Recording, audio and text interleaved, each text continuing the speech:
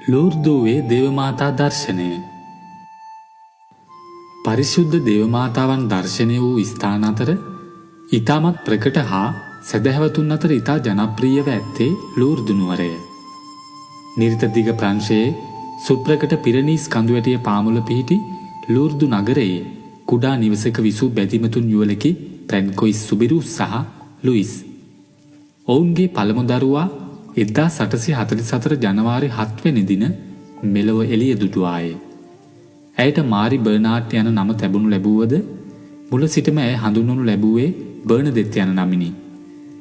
ඇයට පසුව සහෝදර සහෝදරයන් 8 දෙනෙකු උපත ලැබුවද ඉන් 3 දෙනෙකුම ලදුරු අවදියේම මෙලොව හැර ගියහ. ප්‍රැන්කොයිස්ගේ තිරිඟු පිට ව්‍යාපාරයේ බංකොලොත් වීම නිසා ඔහුගේ නිවසද විකුණා දමා ණය ගෙවූ ඔහු පසුව ඔහුගේ බිරිඳගේ ඥාතියෙකුගේ නිවසක එක් කාමරයක සිය පවුලද සමග පදිංචි විය. එම නිවසේ පදිංචිව මද කලකින් බර්නදෙත් ලූර්දුවේ කන්‍යා සොහොයුරියන් විසින් පවත්වාගෙන යනු ලැබූ පාසලකට ඇතුළු වී අධ්‍යාපනය ආරම්භ කළාය.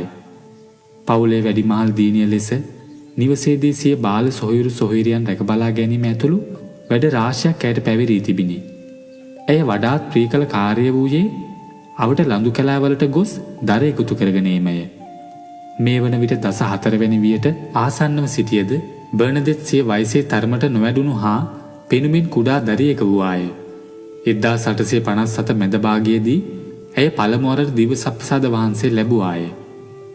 1858 පෙබරවාරි මාස 11 වැනි දින බර්නදෙත් සිය සොහොයුරිය වූ මාරි ටොයිනට්ද අසල්වැසි මිතුරියක වූ ජින් ඇබඩීද සමග දර ඇසිලීමට ලූර්දුවට ඔබ්බෙන් ගලාගිය දියදහර අසලට ගියාය. ඇයට ඉදිරියෙන් ගමන් කළ සොහොයුරියද මිතුරියද දියදහර තරණය කර අනෙක් පසට ගොස් සිටියෙන් බර්නදෙත් දියදහරට බැසීමට තමා පැළඳ සිටි මේ සිවත් කිරීමට පටන් ගත්තාය. ඒ සමගම දැඩි සුළඟක් කමන්නාක් වැනි හඬක් ඇසුනෙන් ඇය වටපිට බැලුවාය. එහෙත් තවට ගස්කොළන් සෙලවීමක් හෝ නොවීය. ඇය මේස් ගලවා සපත්තු හා මේස් අතින් දරාගෙන නැගිට සිටිත්ම නැවතත් එම හඬ වඩාත් දැඩිව ඇසුනෙන් බර්නදෙත් බියට පත්ව අනෙක් දෙදෙනා කොහිදැයි සෙවීමට ඉදිරියට නෙත් යොමු කළාය. දියදහරට ඔබ්බෙන් මසබියල් පර්වතයේ වූ ගුහාවට මදක් ඉහළෙන් වූ විවරයක් පාමුල වූ රෝසමල් පඳුරක් පමණක් සුළුඟකට හසු වූ කලකමෙන් දැඩිව සැලවුණු ඇයට පෙනින. ඉන් විපිලිසරව ඇසපිය නොහෙලා බලා සිටි බර්නදෙත් දුටුවේ පර්වතයේ වූ ගුහාව අභ්‍යන්තරයෙන් රන්වන් වලාකුලක්ද ඒ සමගම අතිශය රූමත් තරුණ කාන්තාවක්ද පිටතට පැමිණෙන ආකාරයයි. තරුණ කාන්තාව ගුහාවට ඉහළින් පිහිටි කුහරය තුල සිටගෙන මද සිනාවක් මූට නගාගෙන බර්නදෙත් දෙස බලා සිටියාය. මෙතරම් රූමත් තරුණ කාන්තාවක් මේට පෙර කිසිම දිනක තමා දැක නැති බව බර්නදෙත්ට සිතුනි. මද වේලාවක් සිනාමුසු මුහුණින් බර්නදෙත් දෙසම නිත්‍යමා සිටි කාන්තාව ඉදිරියට පැමිණෙන ලෙස ඇයට සම් කළාය. බර්නදෙත් සිය දෑස් පිස දමා නැවත බැලූ විටද කාන්තාව එතනම සිටියාය. මදක් ඉදිරියට පා තැබූ තැරිය සිය ජපමාලේ සුරතරගෙන දන ගැසුවාය. ඇයගේ ක්‍රියාව අනුමත කරන ලෙසින් හිස වැනූ කාන්තාවගේ සුරතින් ජපමාලයක් එල්ලෙන බව දැරියට පෙනින. දැරිය ජපමාලේ උච්චාරණය ආරම්භ කළාය. කාන්තාව ජපමාලේ උච්චාරණය නොකළද ජපමාලේ යට ඇඟිලි තුඩුවලින් ගණන් කරන බව බර්නදෙත්ට පැහැදිලිවම පෙනින. ඒත් එක් පන්ති අවසානයේ අභිරහස පමණක් බර්නදෙත් සමග කාන්තාව උච්චාරණය කළාය. ජපමාලේ උච්චාරණය අවසන් වූ පසු කාන්තාවද ඇය පසුපස වලාකුළද ගුහාව තුළට වැද නොපෙනී ගියේය. ඒ සමගම අනෙක් දැරියන් දෙදෙනා දරමිටි 3ක් දැරගෙන පැමිණියෙන් දෙදෙනා නිවෙස් බලා පිටත් වූහ. ගුහාව අසලදී යමක් දුටුවේ දැයි බර්නදෙත් අනෙක් දෙදෙනාගෙන් ඇසුවාය. නැහැ, මුකුත් දැක්කේ නැහැ. ඇයි ඔයා මොනවා හරි දැක්කද? ඇගේ සොහොයුරිය විමසුවාය. නැහැ මම නිකම් ඇහුවා යයි බර්නදෙත් පිළිතුරු දුන්නාය. නිවසට ගිය වහාම බර්නදෙත් තමා දුටු දෙය සිය සොහොයුරිය හා පවසා එය රහසක් ලෙස තබා ගැනීමට ඇයට ආවාද කළාය. එහෙත් ටොයිනට්ගෙන් සිද්ධිය දැනගත් මව තැතිගෙන ගුහාව දෙසට යාම ඔවුන්ට තහනම් කළාය. කෙසේ වුවද 1858 පෙබරවාරි 18 වැනි දින බර්නදෙත් ප්‍රමුඛ දැරියෝ තිදෙන ගුහාව වෙත ගියහ. එදින බර්නදෙට්ට දෙවන වරට දර්ශනය වූ රූමත් කාන්තාව දිගටම දෙසතික කාලයක් ගුහාව වෙත පැමිණෙන ලෙස ඇයට කීවාය. දර්ශනය පිළිබඳ පුවත ප්‍රදේශයේ පුරා පැතිර යාම නිසා පෙබරවාරි 21 වෙනි දින ගුහාව වෙත යන විට 100ක පමණ පිරිසක් ඇය සමග ගියහ. එදිනද කාන්තාව බර්නදෙට්ට කතා කළාය. පව්කාරයන් වෙනුවෙන් යාඥා කරන්න. ඇයගේ වචන විය. ලූර්දුව ලෝපුරා ප්‍රචලිත වීමට හා පසුකාලීනව ආශ්චර්යයන් රැසකට පාදක වූ සිදුවීමක් පෙබරවාරි 25 වැනි දින ගුහාව ඉදිරිපිට රැස් වී සිටි 300ක පමණ පිරිසකට දැකිය හැකි විය. ජපමාලය උච්චාරණය කරමින් සිටි බර්නදෙත් ගුහාව තුළට දනින් යනු ඔවුහු දුටුහ. එක් ස්ථානයක පොළව පැහුරු ගෑ ඇය එතනින් ජලය ටිකක් ගෙන පානය කර එතනින් ගත් මඩ සහිත ජලය මුහුණේ තවරාගත් සැටිද ඔවුහු විස්මයෙන් බලා සිටියහ. පසුව බර්නදෙත් ප්‍රකාශ කළේ රුමත් කාන්තාව අනකර ලෙස තමා එසේ කළ බවය. එම සිදුවීමට පසුදින ගුහාව වෙත ගිය ජනයා දුටුවේ බර්නදෙත් පොළොව පහුරු ගෑ ස්ථානයෙන් කුඩා දිය පහරක් ගලා යන බවය. ලූර්දුවේ ප්‍රාතිහාර්යම ජල ධාරාව ආරම්භ වූයේ එලෙසය. ජල ධාරාව ඇසුරෙන් වූ මුල්ම ප්‍රාතිහාර්ය වූයේ රිය අනතුරකින් දිනෙක අන්දව සිටි ලොවිස් බුරියට් නම් තැනැත්තා එම ජල ධාරාවේ ජලයෙන් මුහුණ දොවා ගැනීමෙන් ඇස්වල පෙනීම ලැබීමය. පෙබරවාරි 27 වැනි දින දර්ශනීය වූ කාන්තාව බර්නදෙට්ට තවත් විධානයක් දුන්නාය. ඒ පව්කාරයන්ගේ පව්වලට වන්දගැවීමක් ලෙස ගුහාවේ පොළව සිප ගැනීමටත් එම ස්ථානයේ වූ තනකොළ පඳුරකින් තනපත් කීපයක් අනුභව කිරීමටත්ය. අනතුරුව කාන්තාව මෙසේ ප්‍රකාශ කළාය. මෙම ස්ථානයේ කුඩා දෙව්මැදුරක් ඉදි කරන්නැයි ඔබේ දෙව්මැදුරේ පියතුමාට කියන්න.